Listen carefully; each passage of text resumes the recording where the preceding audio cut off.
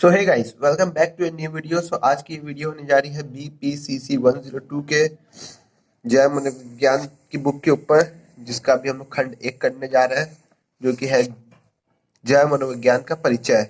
चलिए शुरू करते हैं। सो जैव मनोविज्ञान का स्वरूप एवं कार्यक्षेत्र। जैविक आधार पर मानव और पशु के व्यवहारों का अध्ययन जैव मनोविज्ञान के रूप में जाना जाता है। जैव मनोवैज्ञानिक जैव विधि से पता लगाने का प्रयास करते हैं कि अनुभूतियां, संवेग और अन्य मनोवैज्ञानिक प्रक्रियाएं आदि जैविक प्रक्रियाओं से किस तरह जुड़ी हुई है। ठीक है। सो मनोवैज्ञानिकों ने तंत्रिका शास्त्र के क्षेत्र में व्यवहार के तंत्रिका के आधार पर भावी खोज का मार्ग प्रस्तुत किया। अब आगे हम लोग की तंत्रिका विज्ञान के कुछ विषय जो जैव मनोविज्ञान से विशेष तौर पर संबंध है, वे है तंत्रिका शरीर रचना विज्ञान, तंत्रिका रसायन और तंत्रिका विकृति विज्ञान और तंत्रिका अंतःस्रावी ग्रंथि विज्ञान, तंत्रिका भेषजून विज्ञान और तंत्रिका दैहिक शास्त्र विज्ञान। ये चीजें पूछी जाती हैं कि तंत्रिका विशेष तौर से किन किस चीज पे संबंधित है। इसमें तंत्रिका तंत्र का अध्ययन किया जाता है। तंत्रिका शरीर रचना विज्ञान में, तंत्रिका रसायन में, तंत्रिका गतिविधियों में रासायनिक अवस्था का अध्ययन किया जाता है। तंत्रिका विकृति विज्ञान में यह तंत्रिका तंत्र के विकारों का अध्ययन है। तंत्रिका तंत्र स्वावी ग्रंथि विज्ञान यह तंत्रिका तंत्र के अंतःस्रावी प्रणाली के बीच अंत क्रिया का अध्ययन है। तंत्रिका भेषज गुण विज्ञान यह तंत्रिका प्रणाली के औषधि के प्रभाव का अध्ययन है। और तंत्रिका दैहिक शास्त्र यह तंत्रिका प्रणाली के कार्यों का अध्ययन में गतिविधियों में अध्ययन है। चलिए अब आगे बढ़ते हैं। आ गया जैव मनोविज्ञान के क्षेत्र। तो जैव मनोविज्ञान के बहुत ज्यादा क्षेत्र जो जिस चीजों पर भी हमने बात की, तो ये पेपर इम्पोर्टेंट टॉपिक है। हम इसको आप थोड़ा सा ध्यान समझिएगा। तो सबसे इम्पोर्टेंट क्षेत्र हो गया हम लोग का दैहिक मनोविज्ञान। तो साइकोलॉजिकल साइकोलॉजी, फिजियोलॉजिकल साइकोलॉजी। तो शारीरिक मनोविज्ञान की मस्तिष्क उत्तेजित करने और व्यवहारों पर इसके प्रभावों का अध्ययन करने के लिए नियंत्रित वातावरण में प्रयोग किया जाता है। ठीक है। मनोभेषज भेषज गुण विज्ञान। मनोभेषज विज्ञान तंत्रिकाओं को उत्तेजित करने के लिए दवाइयों का प्रयोग करते हैं और फिर व्यवहार में उनके अवलोकन करते हैं कि इसका उद्देश्य मस्तिष्क और व्यवहार के बीच की अंतरक्रियाओं का अध्ययन करना है। तंत्रिका मनोविज्ञान में हमारी बात है। तंत्रिका मनोविज्ञान के परीक्षणों में मस्तिष्क के हुए नुकसान का पता लगाया जा सकता है। इसके उपयुक्त उपचार में मदद मिलती है। और मनोदैहिक विज्ञान में शरीर की सतह से सारी गतिविधियां रिकॉर्ड की जाती है। इसमें ध्यान, अध्ययन, स्मृति और भावनाओं जैसी मनोविज्ञान प्रक्रियाओं तथा मनुष्यों की शारीरिक गतिविधियों के संबंध का पता लगाया जाता है। संज्ञात्मक तंत्रिका विज्ञान। विज्ञानी संज्ञान के तंत्रिका आधार के साथ चिंतन, स्मृति, ध्यान और प्रात्यक्षिक जैसी उच्च संज्ञात्मक कॉग्निटिव प्रक्रियाओं का अध्ययन करते हैं। तुलनात्मक मनोविज्ञान में हमारी बात है तुलना की जाती होगी। तुलनात्मक मनोविज्ञान से जुड़े विज्ञानी विभिन्न प्राणियों और विकास क्रम, आनुवंशिक आधार और अनुकूल प्रक्रिया की दृष्टि से उनका अध्ययन करते हैं, उनके व्यवहारों को जानने समझने की कोशिश करते हैं। तो चलो आगे बढ़ते हैं। जैव मनोविज्ञान की अध्ययन की पद्धतियां, ये कोई इंपॉर्टेंट टॉपिक तो नहीं है, लेकिन पॉल बोका से संबंधित मस्तिष्क के क्षेत्र में खोज एक बड़ी बात है जो आगे आपको पढ़ने मिलेगी, जिसपे आप शायद अपने ट्यूटोरियल्स भी करेंगे उसके प्रैक्टिकल्स के। और वैक्स उत्तेजन क्या है पद्धतियाँ, बहुत सारी पद्धतियाँ इसमें। चूषण है, रेडियो आकृति है, ये सब कुछ खास है। उसकी पद्धतियाँ तो कुछ खास नहीं है। और हिमीकरण, मनोदय कबलीकरण, यहाँ से इम्पोर्टेंट चीजें कुछ आती है। इलेक्ट्रोग्राफी क्या होती है?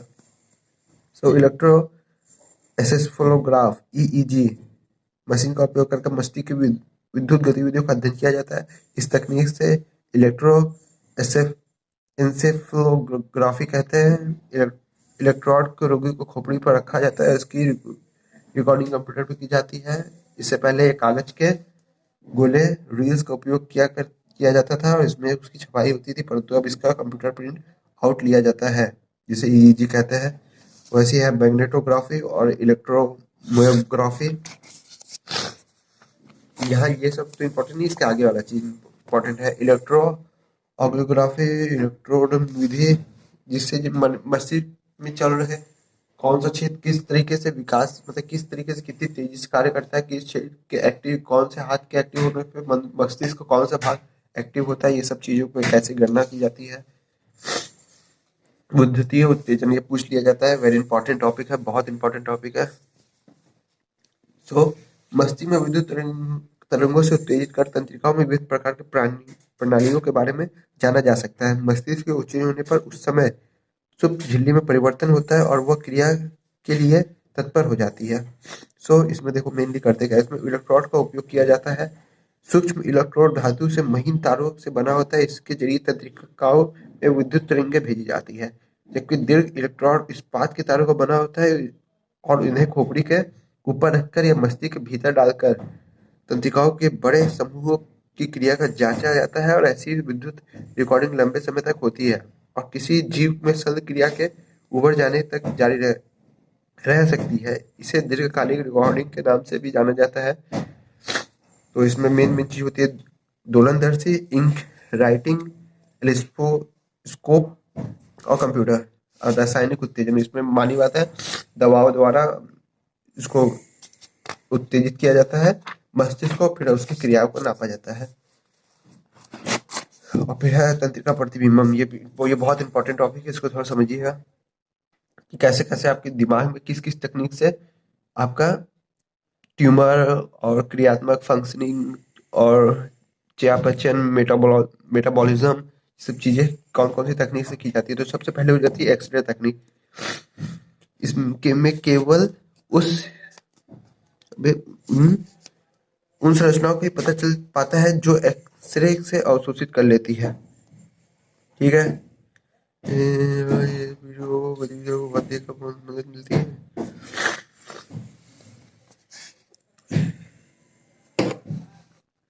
ये बहुत पुरानी तकनीक है, इसका आप सभी लोग सुने होंगे। फिर आता है सीटी स्कैन, जिसको सीटी स्कैन कहा जाता है, कंप्यूटरीकृत टोमोग्राफी। ठीक है, यह भी एक एक्सरे तकनीक है जो कंप्यूटर से जुड़ा होता है। यह शरीर के मस्तिष्क की संरचनाओं को देखने में मदद करता है। यह एक बहुत बड़े गोले में व्यक्ति को लेटाकर, आप फिल्मों में देखे होंगे कि लेटाकर उसमें आगे पीछे करते हैं और जिस एरिया का लेना पड़ता है उसमें धीमे धीमे लेकर के रिएक्टर को पूरा और घुमाया जाता है और 3D आकार की एक तस्वीर बना ली जाती है। न्यूरोलॉजी अक्सर रक्त के धब्बों, ट्यूमर और सिलिक्लेरोसिस या किसी आंतरिक चोट का पता लगाने के लिए सीटी स्कैन का उपयोग करता है। ये सब पूछ लिया जाता है डायरेक्ट, को छोटे शॉर्ट में आ जाता है इससे सबका। चुंबकीय अनुनाद प्रतिबिंबम, मैग्नेटिक रिसोनेंस इमेजिंग, एमआरआई जिसको कहा जाता है।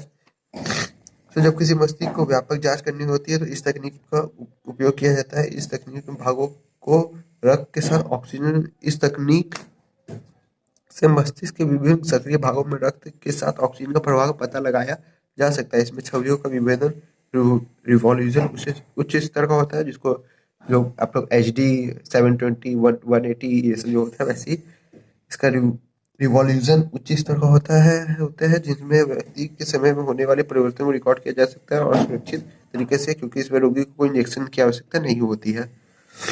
अब धनानु उत्सर्जन अभिलेख, PET, धनानु उत्सर्जन अभिलेख से मस्तिष्क के अंदर का चयापचय प्रक्रिया के होने वाले बदलाव को पता लगाने में सहायता मिलती है। हालांकि इससे मस्तिष्क की संरचना का पता नहीं चलता, बल्कि सिर्फ उसकी गतिविधियों का पता चलता है, कौन सा मस्तिष्क का भाग कैसे एक्टिव हो रहा है। मस्तिष्क दो भागों में विभक्त होता है, लेफ्ट और राइट। दूसरे शब्दों में सक्रिय से मस्तिष्क छवियों को उतारने में काम करना करता है। इस प्रक्रिया में के तहत रोगी को रेडियो एक्टिव 2-डिऑक्सी ग्लूकोज का इंजेक्शन दिया जाता है।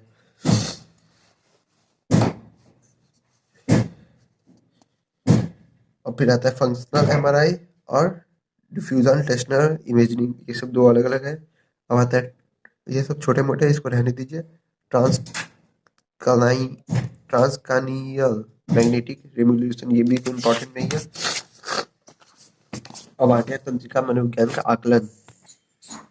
ये टॉपिक आपका असाइनमेंट और पेपर दोनों में आया है। तंत्रिका मनोविज्ञान आकलन में तंत्रिका मनोवैज्ञानिक आकलन में व्यवहारिक मनोविज्ञान तथा तंत्रिका परीक्षण सम्मिलित रहते हैं। इन परीक्षणों की मदद से व्यक्ति की संज्ञानात्मक शक्ति और उसके मनोविज्ञान क्षेत्र में आ रही कठिनाइयों का नैदानिक चित्र स्पष्ट किया जाता है। इससे रोगी को उपयुक्त उपचार और उसके पुनर्वास की प्रक्रिया को सुनिश्चित किया जा सकता है। यही नहीं, चोट के आघात और मस्तिष्क में होने वाले नुकसान के बारे में भी तंत्रिका मनोवैज्ञानिक आकलन की जानकारी प्राप्त हो जाती है। मतलब इसमें अगर आपको किसी तरीके से पागलपन के बेखूबी है या शरीर के आंतरिक हिस्से में चोट है, बाहरी हिस्से में कैसे भी, तो वो बताया जा सकता है और आपके विकारों को दूर करने की चिंता है। ये मनोवैज्ञानिक पता लगाते हैं कि बीमारी कब है, परिवार के किसी सदस्य को तो नहीं है, कितने अंतराल में यह बार बार होता है, आनुवंशिक है या किसी अन्य कारणों की सूचना से विषय में एकत्र करते हैं। सब कुछ पता लगाते हैं, जन्मजात है कैसे नहीं है, सब कुछ पता लगा के किया जाता है। उसमें कई सारे परीक्षण किए जाते हैं। इसमें है, पहले उनकी बुद्धि मापी जाती है, वेसलर बौद्धिक मापनी परीक्षण किया जाता है, दी हेलेस्टर रेटनी न्यूक्लियस साइज बैटरी परीक्षण किया जाता है। इसमें आकलन किया जाता है दिमागों के संवेदी अंकों का। फिर है डी न्यूमेरिया नेबाल्स्का न्यूमोलाइज न्यूरोसाइकोलॉजिकल बैटरी परीक्षण। इसकी सहायता से मुख्य तौर पर गति और धारणा, स्वर्ण, स्पर्श, दृष्टि, भाषागत, ये सब चीज़ों को अकादमिक पढ़ने लिखने का ज्ञान और चीज़ों का टेस्ट किया जाता है। दी ऑस्थेरेटिक जटिल आकृति परीक्षण, इसका उपयोग विकार जो मानसिक विकार से ग्रसित होता है उसके ऊपर किया जाता है।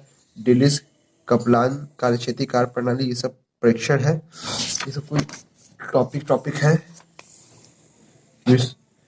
विस्कॉन्सिन कार्ड छटाई परीक्षण और डॉट कॉन्सिन स्वर्ण परीक्षण, इसमें कान के अलग अलग हिस्सों से अलग अलग तरीके की अलग अलग बात सुनाई जाती है। देखा जाता है कौन से कान का कौन सा हिस्सा कैसे एक्टिव है और कौन सा दिमाग का कौन सा हिस्सा कैसे उसको सुन पा रहा है।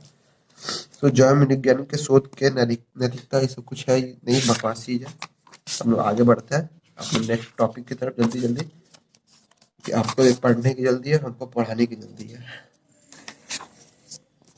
अब आगे हम लोग यूनिट 1-2 की तरफ, जो कि तंत्रिका कोशिकाओं का तंत्रिका आवेग, सीखने का उद्देश्य, प्रस्तावना, इसे कंप्लीट करते हुए तंत्रिका कोशिकाओं का तंत्रिका आवेग, तंत्रिका कोशिकाओं की संरचना और कार्य। तंत्रिका के भीतर संवेग से प्राप्त करने और उन्हें भेजने के हुए तंत्रिका कोशिकाओं की तंत्रिका कोशिकाएं कहलाती है। तंत्रिका कोशिकाएं मस्तिष्क के संदेश भेजने के साथ ही संदेश पहुंचाती है और उसका फिर सूचना परिक्रम करती है। अब तंत्रिका कोशिकाओं द्वारा संरचना विद्युत संवेग और तंत्रिका आवेग के रूप में जाना जाता है। तंत्रिका कोशिका अलग अलग आकृति के कार्य के होते हैं, उसका कार्य अलग अलग होता है। ठीक है, जिसको यार नर्वस सिस्टम कहते हैं, तुमको तो सब पता है, तुम क्लास 10th में भी ये सब पढ़े होगे। तो इसका डायग्राम वायग्राम है, ये सब चीजें कभी बनाना तो नहीं रहता एग्जाम में, इसी का लंबा चौड़ा ज्ञान है। आप लोग बुक पे पढ़ लीजिएगा, हम इसको आगे करते हैं स्किप करते हुए। 41-42, ठीक है। तंत्रिका कोशिकाएं न्यूरॉन्स के लिए कुछ बातें जान लीजिए। न्यूरॉन जन्मजात होता है, ये बनते नहीं है आपके अंदर, जो पैदा होते हुए आते हैं वही मरते साथ जाते हैं, ये कहीं बनते नहीं है। तंत्रिका कोशिका विभिन्न प्रकार की होती है। तंत्रिका कोशिका के अलग अलग कार्य होता है। हम जानते हैं कि तंत्रिका कोशिका अपने आकृति और आकार के भिन्न भिन्न तंत्रिका कोशिकाओं में उनकी संरचना के कार्य के आधार पर वर्गीकृत किया जा सकता है। सबका अलग अलग कार्य, कोई सुगंध से, कोई स्वाद से है, कोई देखने से, सब लोग अलग अलग है। कोई आपको को दर्द से अनुभूति कराती है, तो कोई कैसे कैसे, सबका अलग अलग काम है। तंत्रिका कोशिकाओं के कार्य, इसमें कार्य का दिया है। मोटर पकड़ने के संकेत देते हैं। संवेदी तंत्रिका कोशिका मोटर तंत्रिका कोशिका के साथ मिलकर मांसपेशियों को ग्रास को पकड़ने के संकेत देते हैं। मस्तिष्क और सुषमा इस तंत्रिका कोशिकाओं के बीच संबंध बनाते हैं। सुषमा शायद वही मेरुरज्जु को बोलते हैं, जो हमारे शरीर मस्तिष्क के निचले भाग में उपस्थित होता है। तंत्रिका चालन, अगर कोई तंत्रिका कोशिका यदि आराम की अवस्था में होता है और अर्थात तंत्रिका आवेग या संदेश नहीं भेज रहा होता है, तब वो वास्तव में वैद्युतिक आवेशित होता है। कोशिकाओं के अंदर और बाहर जैसी घोल होता है, बाहर जेली घोल होता है जिसमें वैद्युतिक आवेश कण होता है जिसके आयन आयंस कहा जाता है। तंत्रिका झिल्ली न्यूरल मेम्ब्रेन क्षेत्र को जो विद्युत शक्ति की होती है उसमें धनात्मक कुछ अवशोषित वाले आयन धनायन और ऋणात्मक अवशोषित वाले आयन ऋणात्मक होते हैं। कोशिकाओं के अंदर बाहर धनात्मक और ऋणात्मक दोनों तरह की विद्युत शक्तियां वाले धनात्मक आयन होते हैं। अधिकतर ऋणात्मक विद्युत आवेग आयन कोशिकाओं के अंदर और धनात्मक विद्युत आवेग वाले आयन कोशिकाओं के बाहर की तरफ होते हैं। बहुत बड़ी जानकारी मिल गई। ये क्या है? धनात्मक विद्युत आवेशित ion sodium Na+, calcium Ca2 और पोटेशियम के और क्लोराइड है। ठीक है, कुछ खास तो नहीं है ये। यह है सूत्रयुग्मी संरचना। सूत्रयुग्मी संरचना ये सभी कोई खास नहीं है। सूत्रयुग्मन तंत्रिपेशी और तंत्रिका संरचना, न्यूरोट्रांसमीटर के कार्य, ये पूछा जाता है एग्जाम लेवल में। ये पूछा जाता है तंत्रिपेशी और तंत्रिका संरचना के कार्य। तो तंत्रिका संरचना एक रसायन है जो संधि स्थलीय पुटिकाओं में पाया जाता है। जब ये स्रावित किया जाता है तो वो अगली कोशिकाओं को प्रभाव डालता है। जैसे कि नाम से पता चलता है, ये तंत्रिका कोशिकाओं के अंदर होता है और ये संदेश को संचारित करता है। जब तंत्रिका कोशिकाओं सक्रिय होती है और उसके अंदर अंतरस्थ पुटिकाएं से तंत्रिपेशी निकलते हैं तो 100 से अधिक तंत्रिपेशी पदार्थों की पहचान की गई है। तंत्रिपेशी को पदार्थ का मतलब जो उसमें से सीरम्स निकलते हैं जो आपके विकास चीजों को, बहुत सारी चीजों में मदद करता है। 100 से अधिक पदार्थों की पहचान की गई है। तंत्रिपेशी को छोटे अणु तंत्रिपेशी को 3 वर्गों में विभक्त किया गया है, जैसे अमीनो एसिड, मोनोएमिन्सन और एसिटोकाइलिन। इस श्रेणी का चौथा समूह अपरंपरागत तंत्रिपेशी के रूप में जाना जाता है। ये बड़े अणु तंत्रिपेशी का एक समूह होता है जो न्यूरोपेक्टिस है। तंत्रिपेशी अक्सर उत्तेजन या अवरोध उत्पन्न करते हैं, लेकिन कुछ तंत्रिपेशी एक स्थिति में उत्तेजन और दूसरी स्थिति में निरोधक प्रभाव उत्पन्न करता है। विभिन्न प्रकार के तंत्रिपेशी तंत्रिका संरचना है जो उत्तेजक तंत्रिपेशी होते हैं, जैसे कि एसिटोकाइलिन, ACH, कैटामिन। ये सब बकवास चीज है। ये आया ना मुख्य तंत्रिपेशी और तंत्रिका संरचना, उसके कार्य, ये चीजों का कार्य है। एसिटोकाइलिन ये सब डायरेक्ट पूछा जाता है। इसका कार्य क्या है? गति, सीखना, स्मृति, नींद को प्रभावित करता है। ये सब चीजें आगे आपको कॉम्पिटेटिव एग्जाम में भी पूछी जा सकती है कभी भी। तो ये तो इम्पोर्टेंट आप मान के चलिए, इम्पोर्टेंट लिख लीजिए, 2 लाइन डाल दीजिए नीचे और ऊपर वेरी भी लिख लीजिएगा, वेरी। तो फिर गाबा अमीनोब्यूटिक एसिड केंद्रीय तंत्रिका तंत्र और तंत्रिका अवरोध में सरल बनाता है। एडोफिसिन दर्द में राहत पहुंचाना और खुशी का कल्याण की भावना प्रदान करता है। डोपामाइन शरीर को स्वैच्छिक गतिविधियों को नियंत्रित करता है और गति, अवधान, सीखना, पुनर्बलन, खुशी को प्रभावित करता है। नोर एपाइनफ्राइन खाने, जागृत रहने और सतर्कता को प्रभावित करता है और एपाइनफ्राइन ग्लूकोज को उपाचयन को प्रभावित करता है और व्यायाम के दौरान ऊर्जा को उत्सर्जित करता है। अवसाद, नींद, भूख, आवेग, आक्रामकता को प्रभावित करता है। सीरोटोनिन, ये सब चीजें आपको ध्यान रखनी है। तो नाम कठिन है और ये सब चीजें कोई खास नहीं है, ये सब चीजें स्किप करो। और तंत्रिका पुनर्गठन ये सब बकवास चीजें लग रहा है खत्म होने आ गया है क्या हम लोग का चैप्टर। तो हाँ गाइस, तो खंड 2 में मिलते हैं आप सबको नेक्स्ट वीडियो में। सो वीडियो कैसी लगी आप बताएं जरूर और वीडियो को लाइक करें। और अगर आप इग्नू BA PCH के हैं और वीडियो जैसी भी लगी हो कमेंट जरूर करें। उसकी क्वालिटी, ऑडियो, किसी भी चीज़ पे कुछ घटाना बढ़ाना हो। और नीचे डिस्क्रिप्शन बॉक्स में मेरी इंस्टाग्राम ID, आप मुझे वहाँ पे मैसेज कर सकते हैं। अगर कोई कन्फ्यूजन हो तो आप मुझे नीचे कमेंट भी कर सकते हैं, वहाँ पे मैसेज भी कर सकते हैं, जैसे आपको सुविधा हो वैसे करें। और मिलते हैं BPCC 102 की खंड 2 तंत्रिका 10th की वीडियो में। So guys bye bye, tata, मिलते हैं नेक्स्ट वीडियो में। बाय।